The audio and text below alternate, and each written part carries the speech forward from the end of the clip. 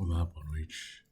Eu me chamo Matheus e esta é a nossa continuação do nosso curso de Direito, a nossa segunda aula sobre a história do direito.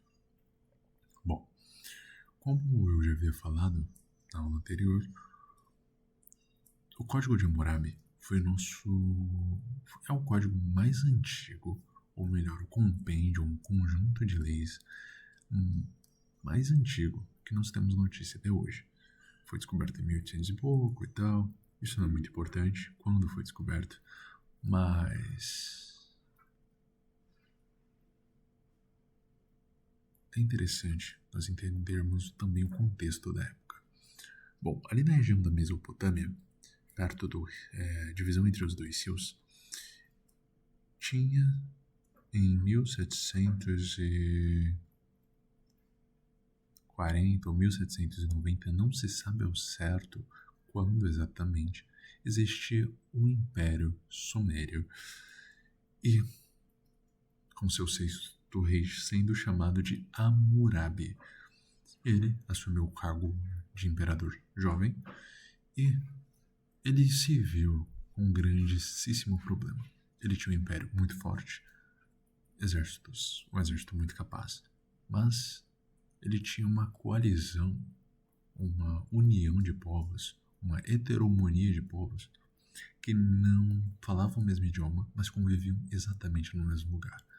Então, uma barraca tinha um mesopotâmio, na outra tinha um cassita, na outra tinha um hebreu, e assim por diante, com uma mistura gigante, avassaladora de povos. Porque naquela região era uma região rica, era uma região onde havia-se um pasto muito grande, haviam-se os rios, então podia-se pescar, podia-se usar o rio, a água corrente do rio para lavar as roupas, para cuidar das plantações, etc. Bom, Hammurabi, então, diferentemente do exemplo que nós tivemos do João Sem Terra na aula anterior, Hammurabi teve uma grande ideia. Ele escreveu 282 leis, ou mandou que escrevessem 282 leis, classificando e tratando de diversas questões que eram necessárias, como propriedade, falso testemunho, roubo e etc. Era basicamente, essas 282 leis são basicamente estruturadas em o que era chamado, ou é chamado até hoje, de Lei de Talião, que é o princípio que tinha como uma troca proporcional, uma punição proporcional ao crime que você cometeu ou ao erro que você cometeu. Muitas vezes era um erro que resultava num crime. A gente vai ver isso posteriormente. Bom, como nós podemos ver aqui, exatamente aqui, o lema da Lei de Talião era o olho por olho, dente por dente. Então ele foi escrito na língua acadiana e possui 282 leis. As classes sociais eram divididas em 3. Isso não é muito importante, mas a ideia de divisão de 3 povos, de classificação entre homens da elite, os inferiores à elite, ou seja, os trabalhadores, os comerciantes, etc., e a classe dos escravos, que também continha o povo hebreu. Um grande detalhe. Esse povo hebreu era chamado de hebreu, pois eles atravessaram o rio. A palavra hebreu vem de... eu não vou lembrar do idioma que vem, mas é essa a ideia. Eles atravessavam o rio.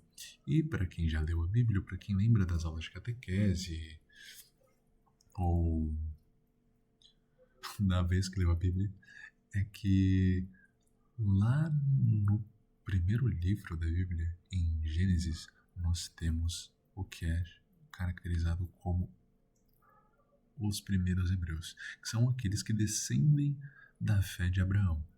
Abraão tinha seus escravos, teve seus 2 filhos, que foi Caramba, meu padre vai puxar minha orelha se um dia ele ouvir isso, porque eu não lembro. Mas. Ele teve Isaac e Ismael. E de Isaac saíram Jacó e Esaú. Esaú também conhecido como Esrom. E de Isaac saiu Jacó e Esaú. E de Jacó saíram as 12 tribos de Judá, ou de Israel. Que Jacó, depois de ter tido uma revelação e enfrentar um anjo da Bíblia, claro, ele tem seu nome mudado como ele tem seu nome mudado para Israel, não mais Jacó. Por isso que é chamado as 12 tribos de Israel. Israel sendo Jacó também. Então é isso. Bom, vamos lá. Sabendo que tinha essa diferença de não somente de idioma, mas como cultura inteira, então onde os egípcios ou os mesopotâmios, eles tinham uma certa aversão aos criadores de ovelhas, aos pastores. Os hebreus não, eles eram pastores.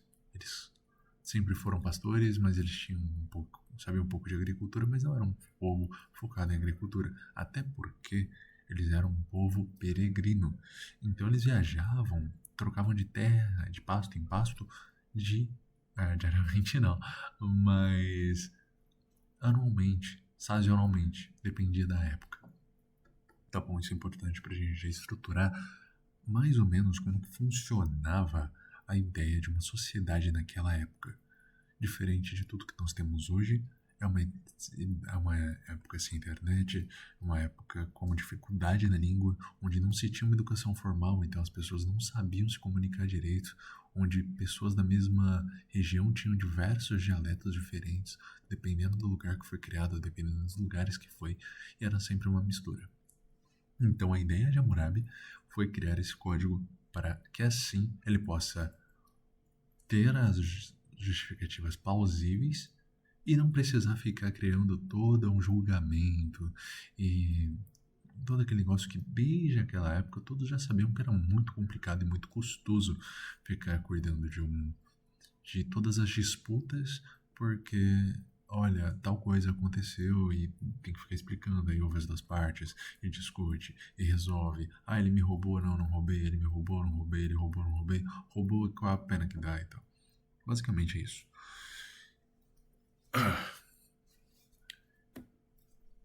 Um avanço, um dos principais avanços do Código de Hammurabi é o que está escrito aqui embaixo,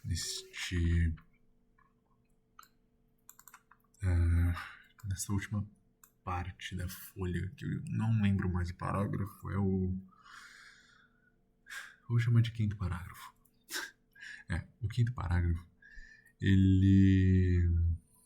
perdão, é o sexto.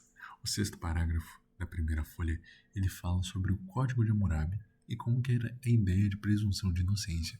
Nós, posteriormente, eu separei algumas das leis, são 282, então eu não ia explicar as 282, só peguei as mais importantes, as mais objetivas, para que nós venhamos a entender como o direito está no pé que está hoje, entendeu?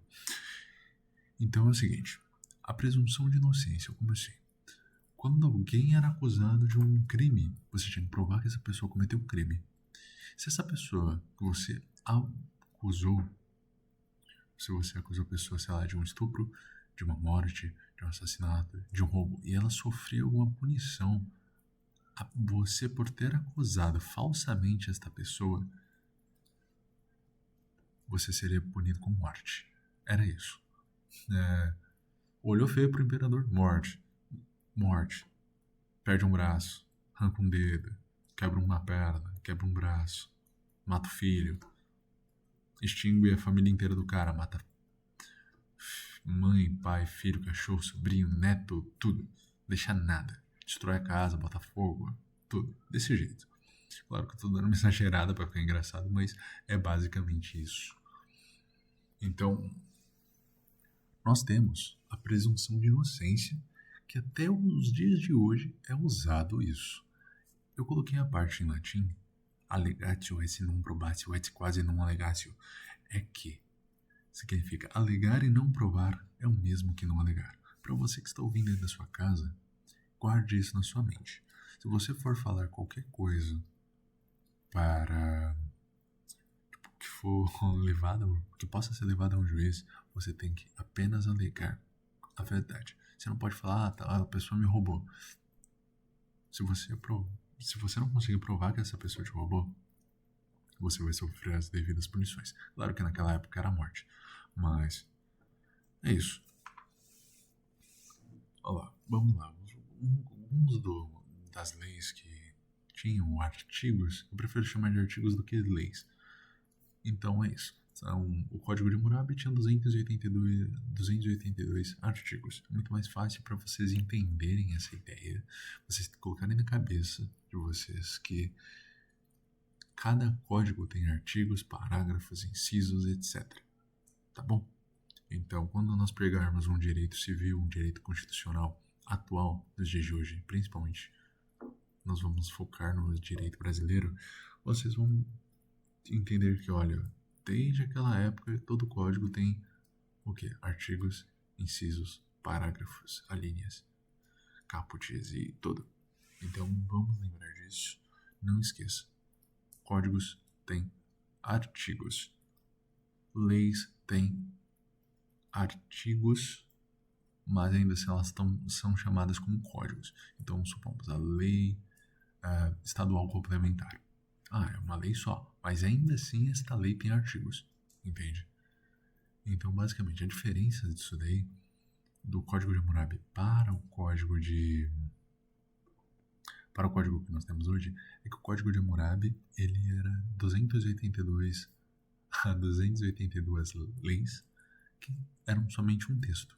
O que hoje em dia nós chamaríamos o Código de Hammurabi como um código com 282 artigos, onde cada artigo só tem caput. Caput vem de cabeça do latim, tá? Então é tipo a parte de cima da lei, e depois disso, quando nós pegarmos os próximos códigos, veremos o caput, aí você vai ver uma letrinha, uma coisa que parece dois S's, um grudado no outro, claro que desencontrados, mas vocês vão falar, meu Deus, que negócio é esse? Aí você vai lembrar, putz, o Mateus falou que isso daí é um parágrafo. O inciso são algaísmos romanos. Entendeu? Então, é só para nós termos a ideia. Beleza? Vamos lá. Roubo. Se alguém furta dos bens do Deus ou da corte, deverá ser morto, e mais quem recebeu dele a coisa furtada também será morta. O que nós temos hoje em dia é o crime de furto, de roubo, o crime de receptação de coisa roubada. Olha, Mateus, o que é furto? Subtrair coisa móvel alheia. Bom, é isso que é o furto. Mas como assim? Mas isso não é roubo? Não, roubo é subtrair coisa móvel alheia mediante violência, forte ameaça. Eu não vou lembrar tudo porque direito penal não é meu forte, mas eu vou estudar para ensinar vocês melhor. Beleza. Vamos lá, direito dos oficiais. Esse daí é o que nós temos como um dos principais benefícios para as pessoas que trabalhavam para os imperadores, para os nobres, para as elites da época. Entendeu? Então, matrimônio e família é o princípio do direito de família, onde nós temos hoje em dia, que é basicamente um código enorme. Nós tínhamos naquela época. Não, obrigado. Nós tínhamos naquela época a ideia de matrimônio e família. Ou seja, se o homem quiser se separar de uma mulher que lhe deu filhos ou da esposa que lhe deu os filhos, ele vai ter que dar seu dote e parte da renda do campo, da horta e de seus bens. Ou seja, é basicamente uma pensão naquela época, em 1800 anos antes de Cristo, há quase 4.000 anos atrás. E isso era um grande avanço, entende? Então, contrato de depósito. Você deposita o seu trigo na casa de outra pessoa e se esse monte de trigo que você, se você depositou lá na casa de uma pessoa, num depósito ou qualquer outra coisa, sofre algum dano, alguma avaria, alguma perda, esta pessoa, o dono do trigo, deverá restituir. O dono daquele monte de trigo, o dono da casa e tal, deverá restituir o trigo. O que isso é hoje em dia? Na parte do direito civil, ao direito das coisas, nós temos o dever, temos várias obrigações. O dever de dar, receber, fazer ou não fazer. Entendeu? Então, sempre que você for pensar, direito civil, o que é? Quando você vai estar dando alguma coisa, você tem a obrigação de dar, fazer ou não fazer alguma coisa.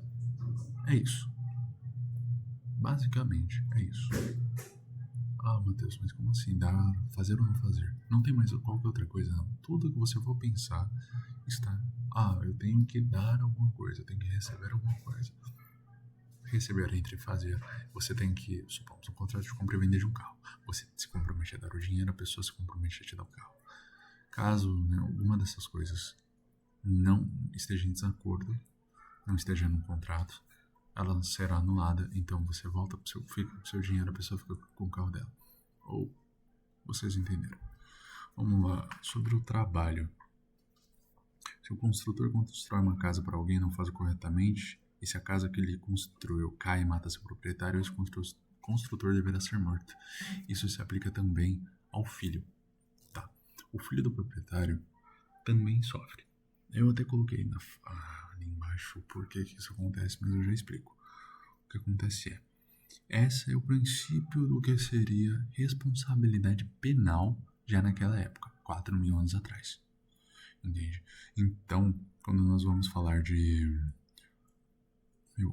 um pedreiro construiu uma casa e caiu em cima da cabeça, ele vai ser preso por homicídio culposo. Ou seja, ele não tinha a intenção de matar, ele não tinha dolo. Sempre que você lembrar de homicídio, se for ver sua recordzinha, seu jornalzinho da tarde, lembre-se, dolo é intenção, é a intenção de fazer o mal. Entendeu? Entende-se dolo como dor, causar dor, alguma coisa assim. Crie na sua cabeça algum exemplo. Conforme você se acostuma a escutar dolo e culpa, você já consegue entender que culpa quer dizer que você não tem, você tem culpa, tipo, putz, a culpa é minha de ter causado aquele negócio, mas eu não tinha intenção de fazer o mal. Então, eu fiz errado mesmo assim, mas eu não tinha intenção de fazer o mal. Sou culpado, mas não tinha intenção de fazer o mal, não tinha intenção de causar aquele mal. É isso, entendeu? É o princípio de uma responsabilidade penal. Só que naquela época eles não tinham todo esse esclarecimento que nós temos hoje. Eles acreditavam em muitos deuses e a cultura deles era muito diferente. Ainda é hoje em dia. A diferença do direito ocidental para o direito oriental tem algumas diferenças, principalmente nessa parte dessa parte penal, que eles relacionam muitas coisas com Deus, com as religiões deles. Então, não obstante, você vai ver apedrejamentos, coisas assim, coisas que no direito ocidental isso não acontece. Da Europa para cá, não acontece.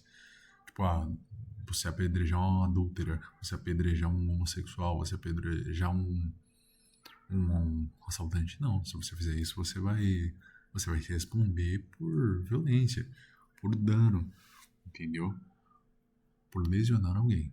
Beleza? Sobre delitos. Beleza, direito penal, basicamente. Você arranca o olho de uma pessoa, você terá seu olho arrancado. Se você quebra um braço, seu braço será quebrado. Se você quebra uma perna, sua perna será quebrada do mesmo jeito, no mesmo lugar. Às vezes até pior. Geralmente era até pior. Porque às vezes você quebrava o braço de um cara sem querer, você derrubou alguma coisa e tal. E os caras, quando fossem quebrar seu dedo, eles iam arrebentar com a marreta. Então é bem complicado. Lembra no começo da aula, quando eu falei sobre o Código de Hammurabi e tal?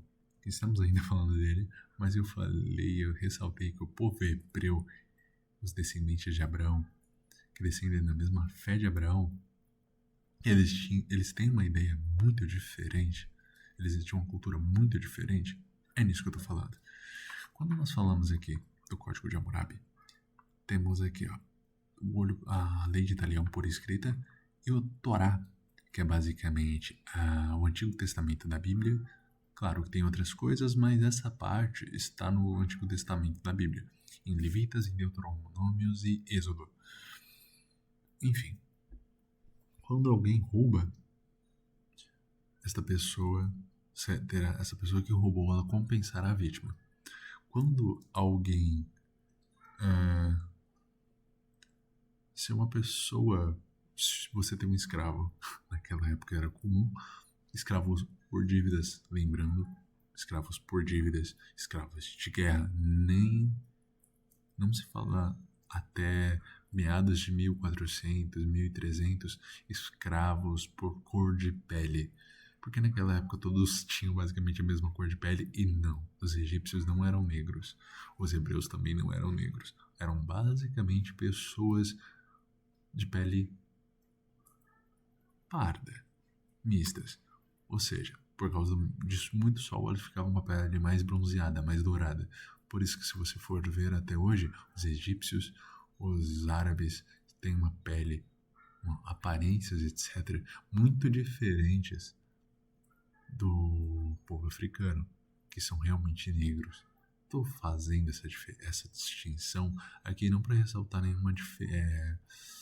nenhuma eugenia ou algo assim, mas sim para vocês entenderem que naquela época não existia, não se falava em escravidão por cor de pele, não se falava porque, tipo, tal pessoa é um escravo porque ela é negra, ou porque ela é indígena, ou ela é de... Não, é porque o pai dele cometeu um crime muito grande e fugiu, a família dele vai pagar com um trabalho, ou porque ele sempre foi a família dele inteira era de servos servindo ao rei, então seguirão servindo o rei, entendeu? Se eles tiverem interesse em comprar sua liberdade, em pagar suas dívidas, eles pagarão com o trabalho. Beleza, gente? Então é isso. Pais não devem ser condenados à morte por conta dos filhos, e os filhos não devem ser condenados à morte por conta dos pais. Deuteronômios 24:16. Capítulo 24, versículo 16, para quem está interessado e está acompanhando. Ou seja, é basicamente direito penal no qual você não será punido pelos crimes de outro, seja este outro quem for. A menos que você tenha cometido um ato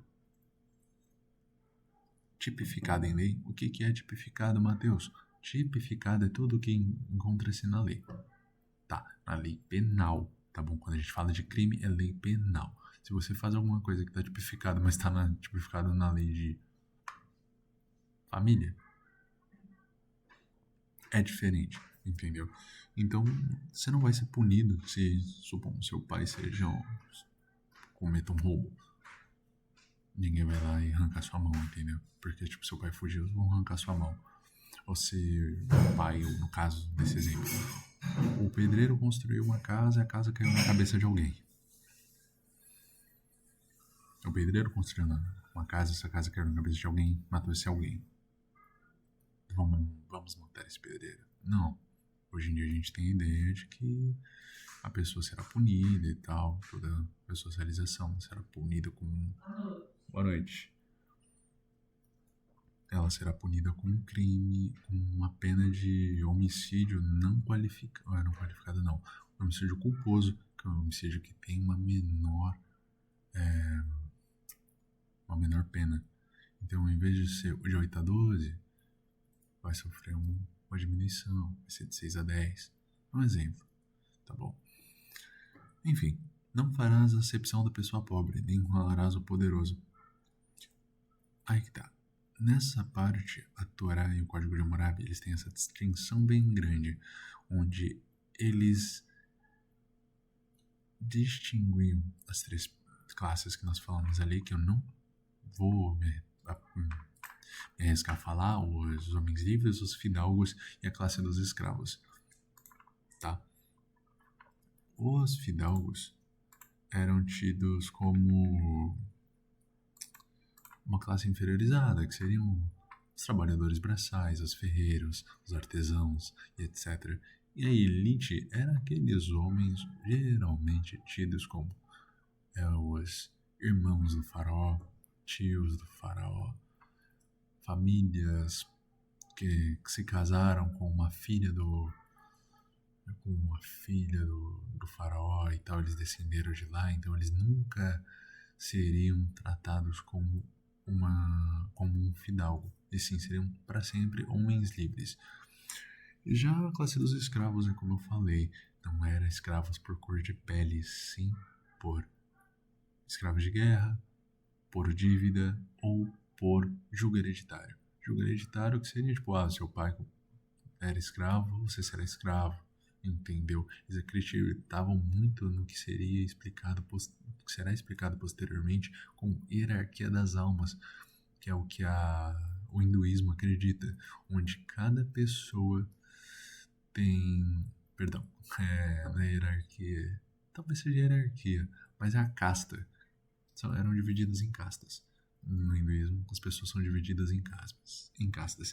Os brahmanes, os kshatriyas, eu não vou arriscar mais nenhum porque eu só lembro desses dois, mas os guerreiros, os professores, os líderes, os escravos, os trabalhadores, os contadores, os médicos. Basicamente, cada família, se você nasce na Índia, basicamente, se você nasceu de uma família que todos eles eram descendentes de guerreiros, você será visto como um guerreiro também, independente do que você faça.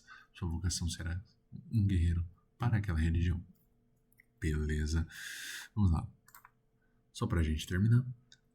A diferença do Código de Hammurabi para a Torá são essas que nós falamos. Basicamente, o que acontece?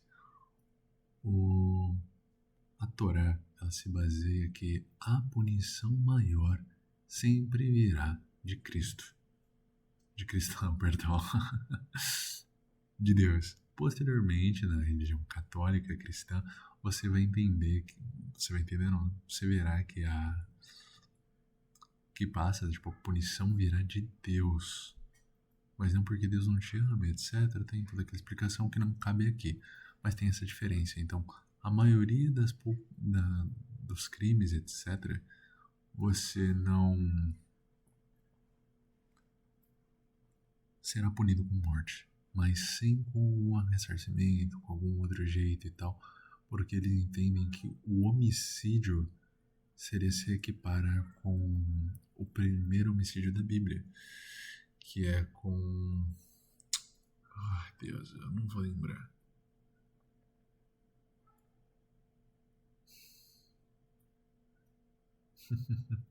Eu não vou lembrar. Mas é a ideia de que Caim, pronto, isso. Caim que mata Abel.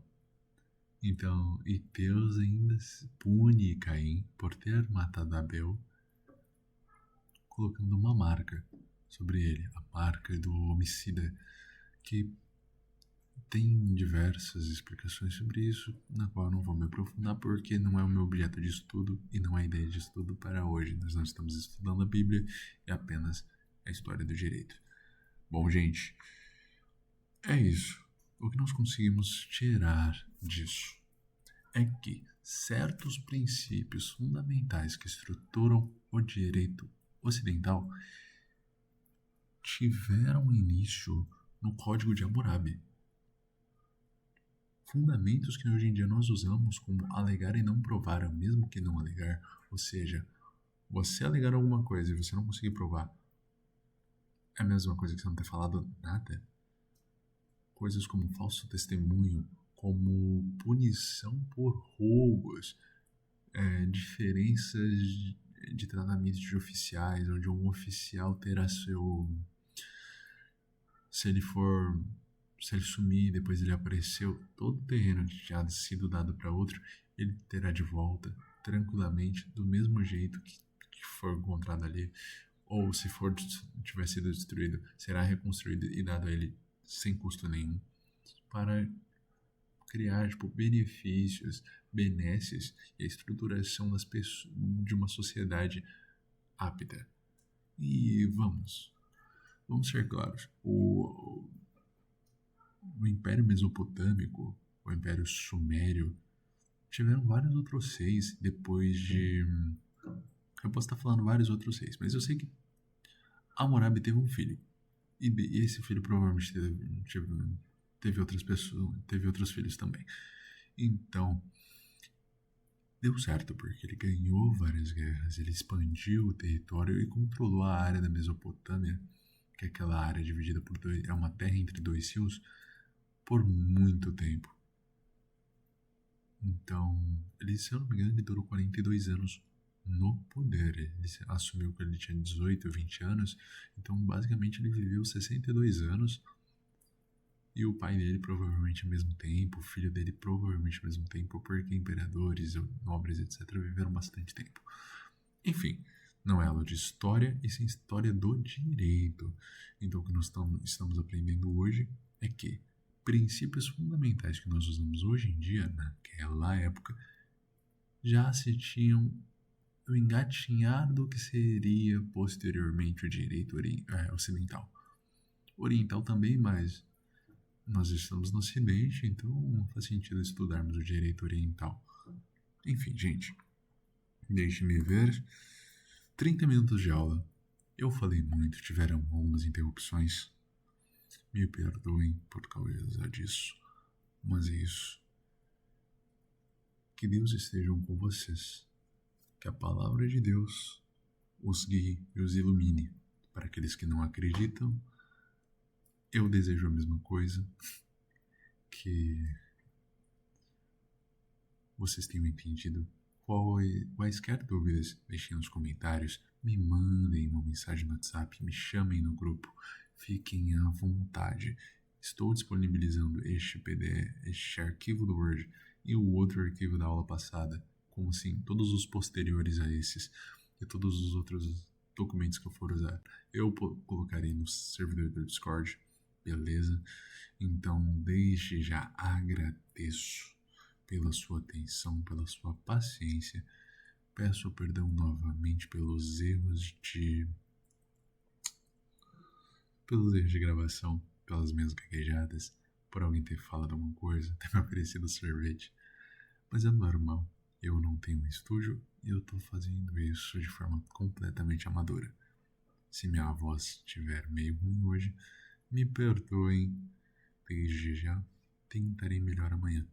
Beleza, gente? Um grande abraço, se cuidem e que Deus esteja com vocês. Tchau, tchau.